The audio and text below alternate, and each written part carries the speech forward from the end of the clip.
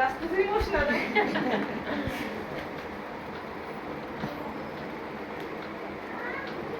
आई बाबांना लग्नाच्या वाढदिवसाच्या खूप शुभेच्छा.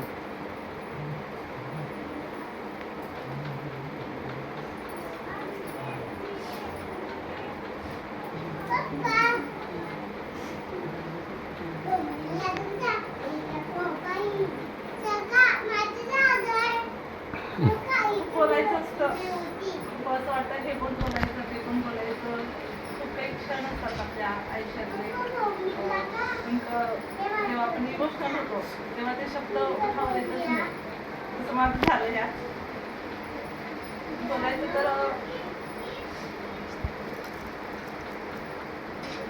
माझ्या लग्नाला 13 वर्ष झाली. 13 वर्षापासून मी झालेली. तर मी माझी ओळख आहे ना, मी खूप लहान होती. माझ्या मुला एवढी असेल मी 6वी 7वीला, तेव्हापासून मी ओळखते. आत्यावरती राहायचे आणि खाली राहायचे. तर त्याच्यामुळे सर्वांना असं वाटतं की आमचं लव्ह मॅरेजच आहे. तर बाबा आहे ना, खरंच माझं खूप काळ करायचे. जेव्हा खाली यायची ना, मला कोणीच घरातलं एवढं आठवत नाही, आई सुद्धा नाही, पण बाबा खूप काळ करायचे. तर मी जेव्हा आजारी होती ना, तर तेव्हा ते आमच्या गावाला मला बघायलाही आले होते, तेही मला आठवतं. आणि तेच प्रेम आतापर्यंत नाही आठवत मला ते. आणि तेच प्रेम मी तितकीच लहान रूपाने म्हणून ते करत असतात. तर होतात घरामध्ये ना, आपण जेव्हा एकत्र असतो तेव्हा काही गोष्टी आपल्याकडून अनावधानाने अशा काही घडतात की त्या आपल्याला त्यावेळेस योग्य वाटतात, पण काही काळ गेल्यानंतर त्या चुका आपल्याला लक्षात येतात. आणि जेव्हा आपण त्याच्यावर कार्य करतो ना, तेव्हा आपल्याला म्हणजे विधायक कृती आपल्याकडून घडते ना. तर हे सगळं मला मिळालेलं आहे जेव्हापासून मी संघात आले ना. मला सांगायला खूप अभिमान वाटतो ह्या गोष्टीचा. मी जेव्हापासून संघात आलेली आहे, तर माझी म्हणजे विधायक कृती आहे, तर ती मला अजून पुढे जाण्यास, आध्यात्मिक मार्गात मला आता पुढे जाण्यात त्याची मदत होते.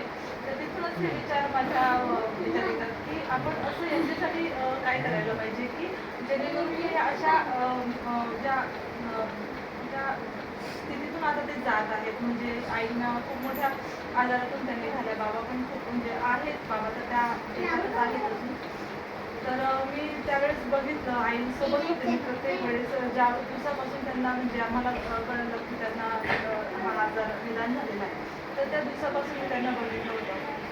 त्या नेहमी म्हणायचे, मी लहानपणापासून आहे ना इतकं काम करायची, इतकं कष्ट केलेले आहेत, पण कधी एक इंजेक्शन नाही, कधी गोळी नाही. मग मी आईला म्हणायची, आई जाऊ द्या ना, मग एवढ्या दिवसाचं आता एकत्रच, काही फरक पडत नाही असं. म्हणजे त्यांना मी असं बोलायचे आईंना की त्यातून कधी त्या एवढ्या मोठ्या याच्यातून त्यांना बाहेर काढण्यासाठी मी थोडी का होईना त्यांना असं प्रोत्साहन करत होते की आई काही होत नाही बघा. आणि खरंच आई जेव्हा तिथं इतक्या हिंमतवाल्यानं आमच्या आईने खरंच मला सांगायला आवडेल की त्यांना ना खूप भीती वाटायची. इंजेक्शन घ्यायला सुद्धा सगळे त्यांना भीती वाटायची. पण तिकडे गेल्यानंतर जेव्हा इतरांचे आजार त्यांनी बघितले की आपण त्या लोकांपेक्षा खरंच खूप चांगले आहेत, माझ्यापेक्षाही खूप जास्त आजार आहेत, तर हे विचारांनीच ते मला असं वाटतं इथपर्यंत पोहोचले आहेत आणि त्यांनी त्यांच्या आजारावर मात करून आता ठणठणीत आपल्यासोबत आहेत.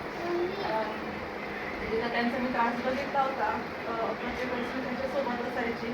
तर मला खूप चांगलं वाटलं की मी त्यांच्या सोबत होती. सुखात तर असतोच आपण सोबत ना, पण दुःखात सोबत असलेले ना जे दिवस असतात ना, ते खरंच खूप जेव्हा ते आपल्याला बरे होऊन जेव्हा ते आपल्या समोर येतात ना, तर तेव्हा खूप मनाला खूप छान वाटतं की नाही, आपल्या कष्टाला कुठेतरी फळ मिळालं.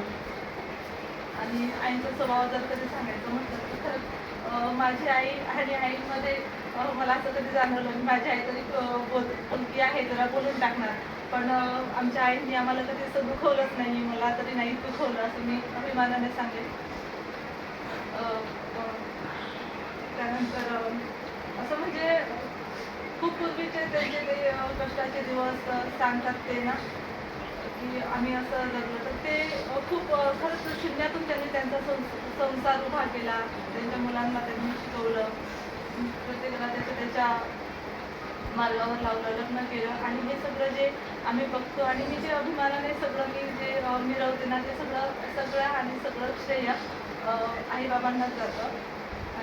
असं म्हणजे असं वाटत नाही मला खरंच की मी ह्या घरची सून आहे. हॉस्पिटलमध्ये तर सगळे मला त्यांची मुलगीच समजायचे आणि जेव्हा मी त्यांना सांगितलं की मी त्यांची सून आहे, वाटतच नाही. नाही तर तू खोटं बोलत असेल म्हटलं, नाही नाही मी त्यांची सूनच आहे. पण मला असं वाटतं की सून म्हणण्यापेक्षा खरंच मुलगी म्हणायला मला खरंच जास्त आवडेल. कारण की सुनांना भरपूर बंधनं असतात, तिकडे जाऊ नको तिकडे जाऊ नको. आता मी बिंदास जाते, मला काहीच टेन्शन नाही आहे. आणि त्यांचाही सपोर्ट आहे, त्यांचा सपोर्ट आहे म्हणूनही मी माझा जो आध्यात्मिक मार्ग आहे तर त्यामध्ये मला काहीच अडचण येत नाही. आणि मला माझ्याने मी जेवढं होईल की त्यांची सेवा करण्याचा मी प्रयत्न करते. आणि होतं कधी कधी आपल्याने की आपलंही शरीर असतं, थकतो आपण. कधी कधी होतं माझ्याने लेट, जवळ, थोडं लवकर, कधी उशिरा. पण त्यांना त्यांच्या परीने माझ्या परीने मी करण्याचा प्रयत्न करते. आणि अजून खूप आहे, पण काय आता खूप जर बोललं तर खूप वेळ होईल. वेळेचा हां, तर मी ऐकायला तयार आहोत. त्याच्यासाठी एक गाणं म्हणेल की ताईंनी आठवण दिली मला गाणं म्हणायची. तर छान तर नाही म्हणत, पण एक प्रयत्न करेल.